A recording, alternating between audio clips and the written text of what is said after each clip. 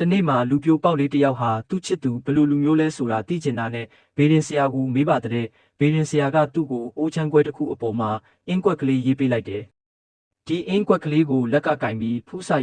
ရေးလို့အော်ခေါ်အဲ့ဒီအခါမင်းရဲ့ဖူးစာဖက်ကရှင်လို့ထူးလိုက်မယ်လို့မှားလိုက်တယ်။လူငယ်လေးလည်းတရွာဝင်တရွာထွက်ဖူးစာရေးလို့ခေါ်ပေမဲ့ထူးမဲ့သူမရှိတာကြောင့်စိတ်ညစ်လာပါတဲ့။လက်လျှော့မယ်လုပ်ပြီးမှအားပြန်တင်ပြီးစက်ကြိုးစားခေါ်ကြည့်ပါတယ်။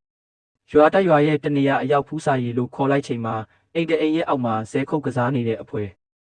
တဲကကောင်မလေးတယောက်ကဝူးလို့ပြန်ထူးတဲ့ဒါနဲ့ကောင်လေးလည်းသူ့ကိုပြောင်းရမလားဆိုပြီးစိတ်တူနေတာနဲ့ဝူးလို့ထူးတဲ့ကောင်မလေးကိုအိုးချမ်းပဲနဲ့ပြစ်ပြီးသူ့ရဲ့ဖူးစာရှင်ရှာတဲ့ခရီးကိုဆွတ်လွတ်လိုက်တယ်လူငယ်လေးလည်းအရွယ်ရောက်လာတော့အိမ်အောင်ကြပါလေရောအိမ်အောင်ကြတော့မှချစ်သူဘဝကတတိမထားမိတဲ့သူ့မိမရဲ့နဖူးကအမာယိုတေးသေးလေးကိုမြင်တော့ဘာဖြစ်တာလဲလို့မေးလိုက်တယ်